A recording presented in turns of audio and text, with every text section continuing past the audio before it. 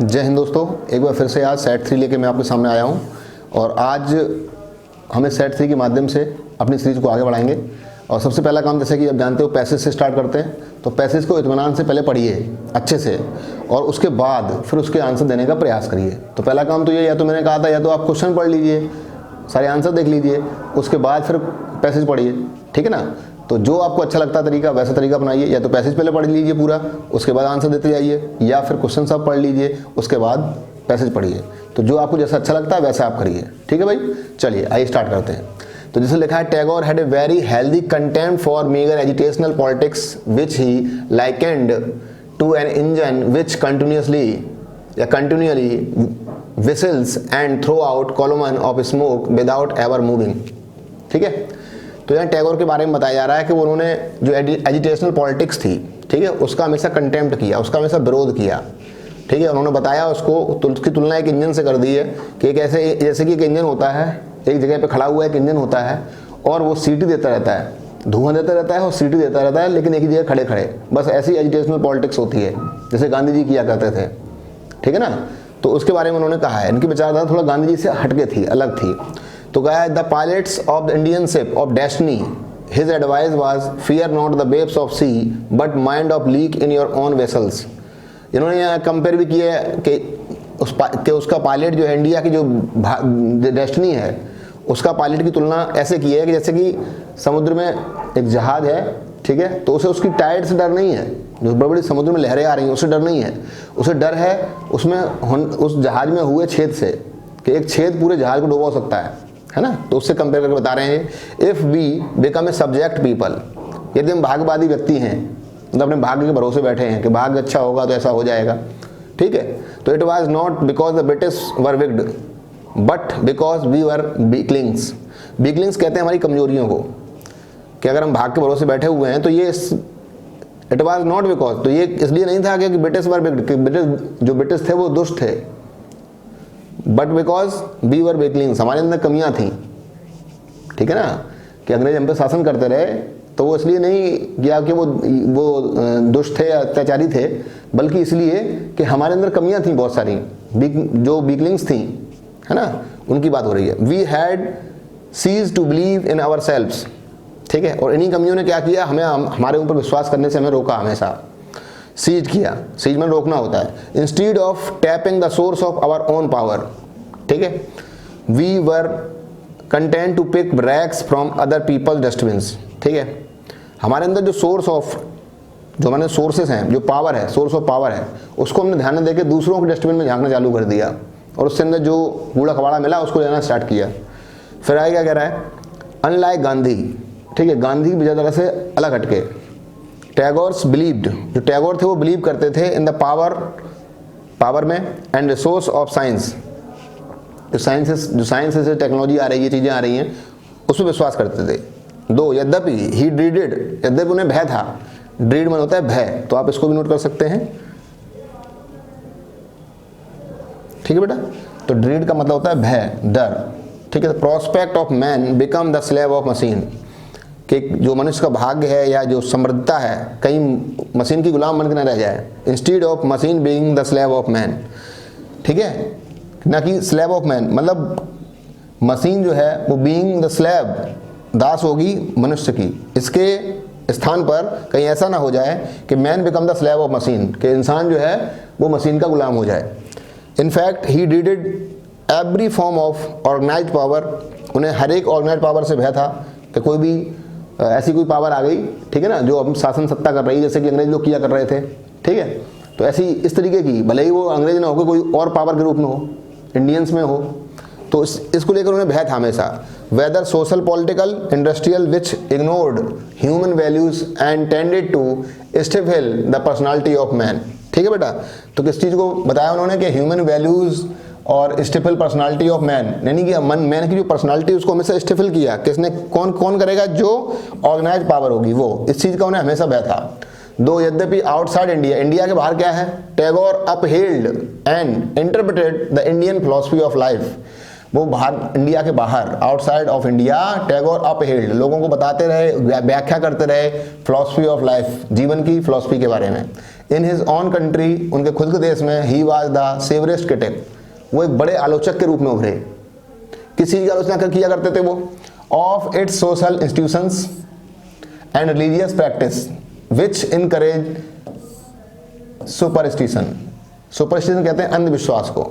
ऐसी कोई भी सोशल इंस्टीट्यूशन, ऐसे सामाजिक धार्मिक स्थल जैसे कि पुराने समाज, ये समाज, वो समाज, बहुत सारे समाज भी थे हमारे यहाँ, और बहुत सी धार्मिक प्रैक्टिस भी थी जो इनकरेज करती थी लोगों को, इन बढ़ाती थी कि वो अंधविश्वास की तरफ जाएं और इनइक्वालिटी करें, और ठीक है, जो इनजस्टिस को टॉलरेट कर रहे हैं, मतलब बहुत सारा इनजस्टिस भी हुआ करता था, जो निम्न तबका था, दबाव तबका था, उससे इनजस्टिस भी हुआ करता था। इन सब चीज़ों के खिलाफ वो हमेशा बोला करते थे। एक सीवरेस्ट क्रिटिक थे वो, पता है, सीवरेस्ट क्रिटिक, क्रिटिक माने आलोचक, और सेवरेस्ट का मतलब कठोर आलोचक थे।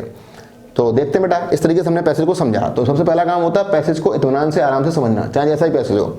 अगर एक बार में क्लियर नहीं हुआ दोबारा देख लेते हैं, दोबारा देखिए तीसरी बार देख लेंगे, नहीं है, लेकिन कोशिश करें कि आप उसको, ये प्रैक्टिस हम लोग इसीलिए कर रहे हैं कि जो भी गलतियां करनी है यहाँ कर लें, वहाँ ना करें। ठीक, तो question number 1, Tagore compared agitational politics, जो एजिटेशनल पॉलिटिक्स है, आंदोलनकारी पॉलिटिक्स है, उसकी तुलना टैगोर ने किसके साथ में की है? ठीक है, तो पहले लिखा है eternally stationary engine that does not make any no, stationary engine that some times breathe smoke and time, तो इंजन थोड़ी स्मोक कर रहा है भाई, ब्रीथ कर रहा है स्मोक को। आगे लिखा है एन इंजन दैट बिसिल, एक ऐसा इंजन जो बिसिल करता है, सीटी बजाता है और लेट आउट करता है स्मोक को, रिमेन स्टेशनरी, एक जगह स्थिर हुए। तो this is the correct answer, जैसे कि ऊपर हम पढ़ चुके थे। टैगोर यहाँ पर देखिए, which he likened an engine which continuously या continually whistle and throw out column of smoke without ever moving, दिखाई दिया। तो उन्होंने तुलना की है एजिटेशनल पॉलिटिक्स की एक ऐसे इंजन से जो एक जगह पे खड़ा रहता है, कहीं मूव भी नहीं होता है, ठीक है, और सीटी बजाता रहता है, धुआं फेंकता रहता है, बस, और कोई मतलब नहीं है। आगे देखिए, according Tagore his countryman had become colonial subject because, उनके जो देश के लोग हैं वो एक कॉलोनियल, जो सरकारें चल रही थी यहाँ, अंग्रेजों की सरकार चल रही थी, उसको एक अपना भाग्य समझ के बैठे हुए थे। क्योंकि they did not believe in the resource of science, क्योंकि वो साइंस के रिसोर्स में बिलीव नहीं करते थे। दे लैक्ड सेल्फ बिलीफ, ठीक है, उनमें खुद में आत्मविश्वास की कमी थी। ब्रिटिश वर विक्ड, ब्रिटिश जो दुष्ट थे, तो यहाँ लिखा है British were wicked but because we were weaklings, वो इसलिए नहीं था, it was not because the British were wicked, ये इसलिए नहीं था कि लोग दुष्ट थे, वो जो ब्रिटिश थे वो दुष्ट थे, but because we were weaklings, हमारे अंदर हम कमजोर थे, हमारे अंदर कमियां थी, ठीक है ना। तो बस और कोई ऑप्शन बन नहीं रहा, यही बनेगा, दे वर फिजिकली वीक, है ना, और कोई ऑप्शन ऐसा बन नहीं रहा है। ठीक बेटा, आगे बढ़ते हैं।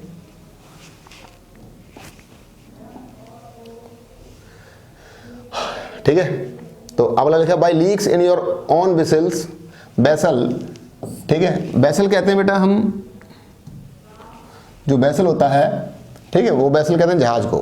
तो leaks in your on vessel, यानी आप, ये टैगोर का इसका मतलब क्या, ये लाइन टैगोर ने बोली, इसका मतलब क्या है? तो लीक्स इन शिप, एक जहाज में छेद हो जाना, तो उससे तो कंपेयर किया उन्होंने, तुलना करके बताया है, ठीक है ना।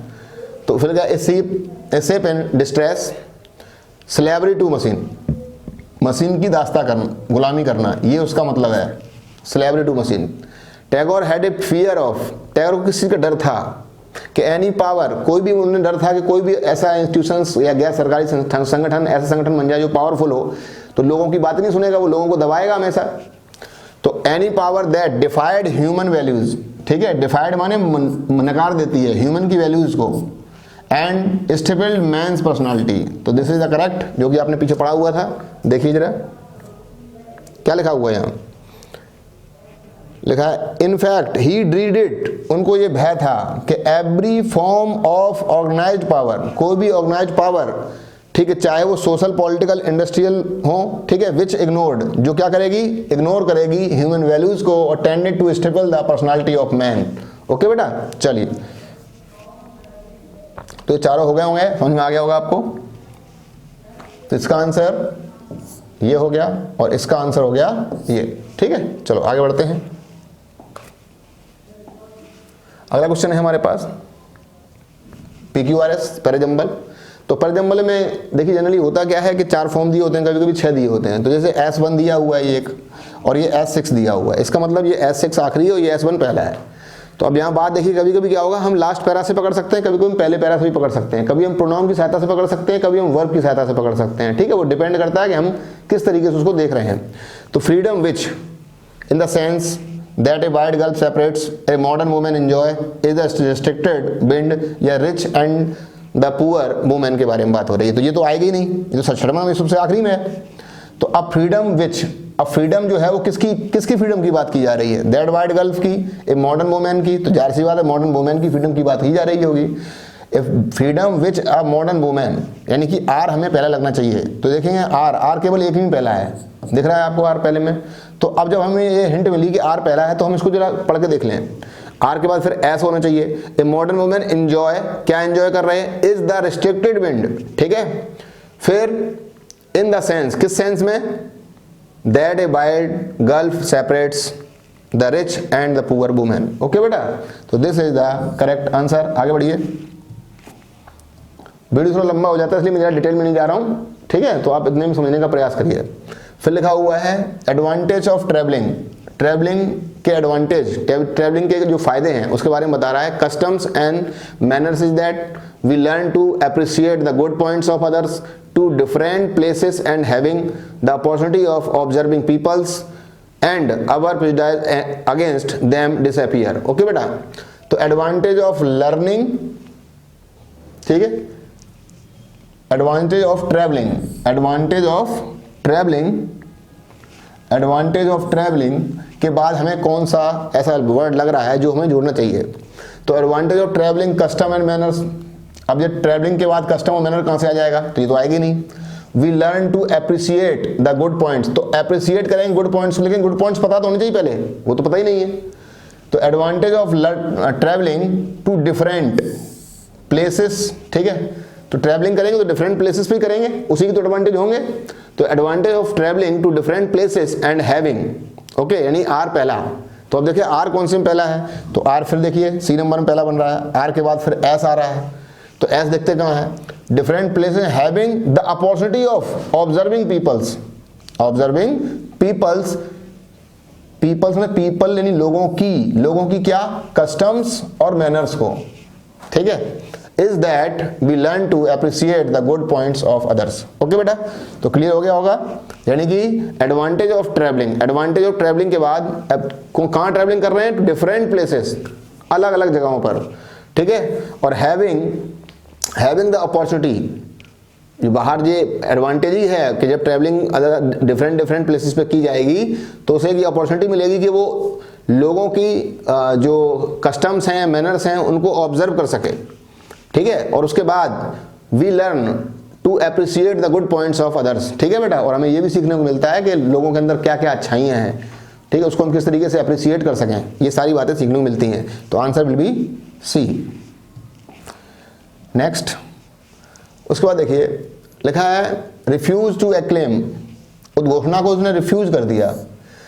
ठीक है, द कॉन्फ्रेंस एज सक्सेसफुल। ठीक है, तो डिफेक्टर जो रक्षक होगा उसने मना किया इस चीज को लेकर, तो डिफेक्टर माने हो जाए जो संरक्षक है, रक्षक है बेटा, उसको डिफेक्टर्स कहते हैं। तो आंसर लगाइए B, defector refuse to acclaim the conference as successful. आगे देखिए, Sonia dislike eating in the restaurant. अब रेस्टोरेंट किस तरीके के रेस्टोरेंट में उसने डिसलाइक कर दिया ईटिंग को, तो आप बताएंगे नॉइजी। कैसा है? नॉइजी, क्योंकि हमें एडजेक्टिव चाहिए तो नॉइजी ही एडजेक्टिव है बेटा, बाकी कोई एडजेक्टिव नहीं है। ठीक है, ओके, चलो आगे बढ़ते हैं। फिर लिखा हुआ he was convicted of.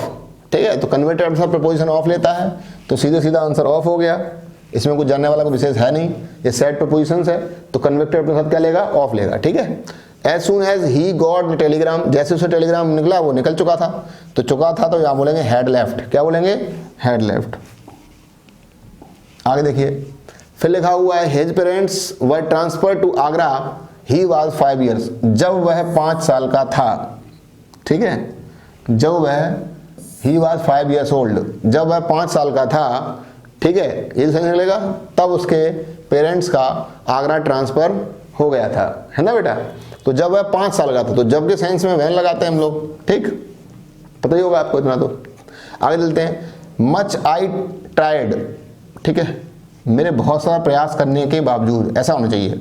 I could not help him, मैं उसकी सहायता नहीं कर सका, ठीक है। तो मैंने बहुत ज़्यादा, मेरा काफ़ी प्रयास करने के बावजूद, ठीक है। तो दो तो यद्यपि होता है, यद्यपि मच आई ट्राइड, यद्यपि मैंने बहुत प्रयास किया, जैसे बिकॉज, क्योंकि, हाउएवर, जितना भी, तो जितना भी मुझसे प्रयास किया गया, हाउएवर मच आई ट्राइड, जितना भी मैंने प्रयास किया, जितना भी मुझसे प्रयास किया गया, I could not help him, मैं उसकी सहायता नहीं कर सका। तो this is the correct answer. तो ये हमें पकड़ना होगा उसके शब्द के अर्थ के अनुसार, ठीक है बेटा। चलो आगे बढ़ते हैं। आगे देखो, फिर कह रहा है जॉन, पीटर और मिकी हेल्प ईच अदर। तो आपको पता होना चाहिए कि जो ईच अदर है इसका प्रयोग 2 के लिए होता है, जबकि यहाँ तो 3 लोग हो गए, जॉन हो गया, पीटर हो गया, मिकी हो गया। फिर देखिए B number, John, Peter and Mickey help one another. तो वन अनदर का प्रयोग 2 से अधिक के लिए होता है, और ये 3 लोग हैं, तो सब्जेक्ट हमारा हो गया प्लूरल, इसलिए वर्ब भी आई प्लूरल। हेल्प लिखा है, हेल्प्स नहीं लिखा हुआ है, ठीक है। आगे देखते हैं, जॉन, पीटर, मिकी हेल्प्स। तो देखो पहली बार तो 3 लोग हैं, तो ये हेल्प्स हो गई नहीं, तो ये गलत हो गया। तो this is the answer. Okay बेटा, चलो आगे बढ़ते हैं।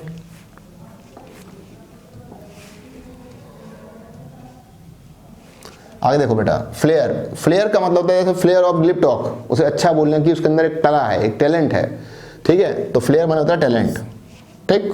टेंडेंसी आपको पता है, ठीक, टेंडेंसी माने आपकी कैसी टेंडेंसी, कैसी विचारधारा है, कैसी सोच है आपकी। बायस आप जानते हो पक्षपात होता है। नीड माने आवश्यकता होती है, ठीक है। तो फ्लेयर का जब आपको चारों पता होंगे तभी आप कर पाएंगे। तो फ्लेयर का मतलब क्या होता है, टैलेंट, ठीक। आप इसको ऐसे याद कर सकते हैं, फ्लेयर ऑफ ग्लिप टॉक, तो अच्छा बोलने का टैलेंट, टैलेंट ऑफ स्पीकिंग, ठीक है बेटा। तो फ्लेयर क्या हो गया, टैलेंट हो गया। उसके बाद देखिए कंजर्वेशन, तो कंजर्वेशन ऑफ फॉरेस्ट या प्रिजर्वेशन ऑफ फॉरेस्ट, जंगलों को संरक्षित करना। तो कंजर्वेशन ऑफ फॉरेस्ट, इसको ऐसे याद करिए, ठीक है। वी शुड कंजर्वेट ऑफ फॉरेस्ट, हमें जंगलों को संरक्षित करना चाहिए।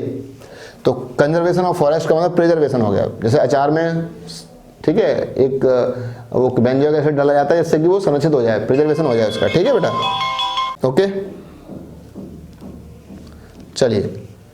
रेसिप्रेशन, वही शोषण को कहते हैं, पेड़ पौधे रेसिप्रेशन करते हैं। कनेक्शन आपको पता है, कंफ्यूजन आप जानते हैं, ठीक है। चलो आगे बढ़ते हैं। आगे देखो बेटा,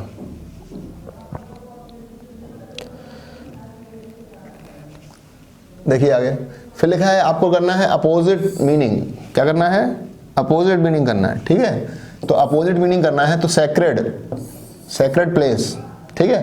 तो सैक्रेड प्लेस का मतलब कैसा हो गया, जो पवित्र स्थान है, जैसे कि मंदिर है, मस्जिद है, गिरजाघर है, ये सब क्या है, सैक्रेड प्लेस है, पवित्र स्थान है। तो आपको इसको अपोजिट लगाना है, ठीक है। तो अपोजिट होता है प्रोफ्यूज, प्रोफ्यूज ब्लीडिंग लिख सकते हो आप, प्रोफ्यूज ब्लीडिंग मतलब बहुत ज़्यादा, जब बहुत ज़्यादा खून निकल जाता है तो उसे कहते हैं प्रोफ्यूज ब्लीडिंग हो गई। प्रोलिफिक ग्रोथ लिख सकते हो आप, प्रोलिफिक ग्रोथ का मतलब बहुत अच्छी ग्रोथ, कंपनी प्रोलिफिक ग्रोथ कर रही है, मतलब पहले कंपनी को 1 करोड़ का फायदा हुआ था, इस बार कंपनी को 2 करोड़ का फायदा हो गया, उसे कहेंगे प्रोलिफिक ग्रोथ हो गई। प्रोफाउंड ग्रीफ, ठीक है। तो प्रोफाउंड ग्रीफ का मतलब हमें बहुत ज़्यादा दुख है कि तुम्हारा नुकसान हो गया, तुम्हारी कंपनी घाटे में चली गई, हमें बहुत बड़ा लॉस है, बहुत बड़ा नुकसान है। तो बस एक प्रोफेन होता है, अपवित्र कर देना, गंदा कर देना, मंदिर में चप्पल पहने घुस जाना, तो उसे क्या कर दिया आपने, प्रोफेन कर दिया, ठीक है बेटा। चलिए, तो समझ में आ गया होगा आपके, ठीक। आगे बढ़ते हैं। आगे देखिए लिखा हुआ one which can be substituted for the given words of sentence, ठीक है। तो आपको वन वर्ड छांटना है, इसमें से कौन सा होगा, वन हु हेट्स मैरिज। तो ये 1 मिनट यहाँ बताना चाहेंगे आपको थोड़ा सा। देखो बेटा, एक रूट वर्ड होता है गैमोस, इसका मतलब होता है मैरिज, ठीक है। क्या होता है, मैरिज होता है।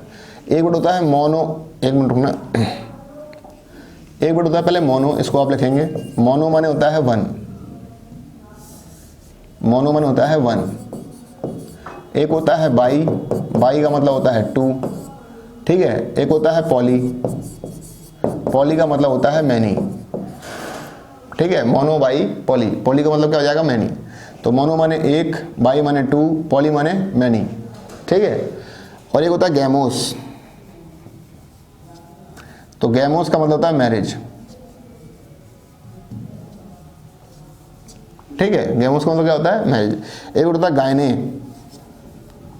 गायने का मतलब होता है वुमेन, ठीक बेटा। तो गायने माने वुमेन, गैमोस माने मैरिज, एंड्रोस कहते हैं मेल को, तो एंड्रोस बोलेंगे किसको, मेल को कहेंगे, ठीक है।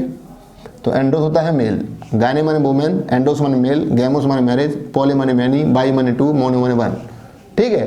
तो इनसे वो कई बार हम मिला के बना सकते हैं। जब आखिरी में बाई लगा होता है तो उसे हम कस्टम कहते हैं। क्या कहते हैं, कस्टम या प्रैक्टिस के लिए बाई का प्रयोग करते हैं। अगर आखिरी बोले तो प्रीफिक्स या सफिक्स, जैसे आपने सुन रखा है, तो जो शब्द के आखिरी में लगाया जाता है उनको हम सफिक्स कहते हैं, जो वर्ड के प्रारंभ में लगाया जाता है उनको हम प्रीफिक्स कहते हैं, ठीक है। नोट हो गया बेटा आपका, इसको नोट कर लीजिएगा। अब जैसे IST किसी के आखिरी में लगा हुआ है तो वो पर्सन नाउन होता है, मतलब वो पर्सन की बात कर रहा है, ठीक है बेटा। वो बात हो रही है पर्सन की, ठीक है, यानी कि नाउन है वो। किसी वर्ड के आखिरी में अगर लगा है IST तो पर्सन नाउन की बात हो रही है, ठीक है। अब जैसे यहाँ पर लिखा है, और जो मिशन वर्ड है ये आता है हेट के लिए, और एंथ्रोपो जो वर्ड यहाँ लिखा है वो लिखा हुआ है मैनकाइंड के लिए। तो मिशन माने हेट, एंथ्रोपो माने मैनकाइंड, तो मिसैंथ्रोप हो गया। तो जो मानव जात से घृणा करता है उसे कहते हैं मिसैंथ्रोप। मिसो माने वही आ गया, मिस माने, ठीक है, मिशन माने हेट हो गया। फिर लिखा है गैमिस्ट, गैमोस माने भी मिलता है मैरिज, तो IST लगी तो पर्सन, अगर यहाँ बाई लगा होता तो मैसोगैमी, ठीक है, शादी से घृणा करना, कस्टम हो गई या प्रैक्टिस हो गई, शादी से घृणा करने की प्रैक्टिस। और IST लगा है तो पर्सन की बात हो रही है, मैसोगैमिस्ट, शादी से घृणा करने वाला। फिर लिखा है मिसोगाइनिस्ट, मिसो माने वही हेट हो गया, गायने माने वुमेन, IST पर्सन, तो महिलाओं से घृणा करने वाला, उसे कहते हैं मिसोगाइनिस्ट। पॉलीगैमिस्ट, पॉली माने कई, गैमोस माने मैरिज, IST पर्सन, तो कई शादी करने वाला पॉलीगैमिस्ट हो गया, ठीक है बेटा, जो कई शादी करता है। अब यहाँ पूछा गया वन हु हेट्स मैरिज, अगर लिखा हो तो वन हु हेट्स वुमेन, ठीक है, तो कौन सा आता, मिसोगाइनिस्ट। अगर लिखा है वन हु हेट्स मैरिज तो मिसोगैमिस्ट, ठीक है बेटा, ठीक। तो मिसैंथ्रोप, मानव जात से घृणा करना, फिर लिखा है मैसोगैमिस्ट, शादी से घृणा करने वाला, मिसोगाइनिस्ट, महिलाओं से घृणा करने वाला, पॉलीगैमिस्ट, बहुत सारी शादी करने वाला, ठीक है बेटा। चलो आगे बढ़ते हैं। आगे देखिए, अब ये 3 दिए हमारे एरर्स, तो एरर्स को हमें पकड़ना है। लिखा है our football team comprises of 11 skilled players, तो 11 स्किल्ड प्लेयर से मिलकर हमारी टीम बनी है। तो आपको पता होना चाहिए बेटा, कंप्राइज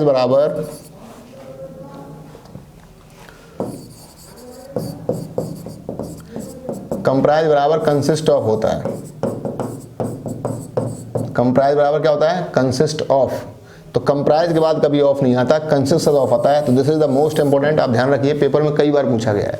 तो यहाँ पर जो ऑफ का यूज किया गया ये गलत किया गया है। अगर यहाँ पर कंसिस्ट लिखा होता तो यहाँ ऑफ रहता, तो नो एरर करते फिर, ठीक है बेटा। अगर यहाँ कंसिस्ट लिखा होता तो यहाँ ऑफ कर देते, फिर करते नो एरर। लेकिन अभी यहाँ पर ऑफ आ गया, जो कि कंप्राइज के बाद ऑफ नहीं आता। दोनों का मतलब एक ही है, कंप्राइज बराबर कंसिस्ट होता है, ठीक है बेटा। तो दिस इज द आंसर, यानी कि बी।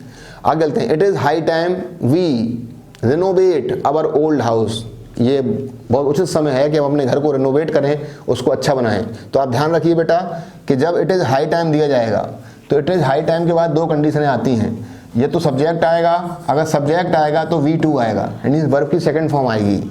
अगर इट इज टाइम के बाद 2 आएगा तो वर्ब की फर्स्ट फॉर्म आएगी। ये बहुत इंपॉर्टेंट है, इसको भी आपको ध्यान रखना है, ठीक है बेटा। तो इसको जरूर ध्यान रखिए।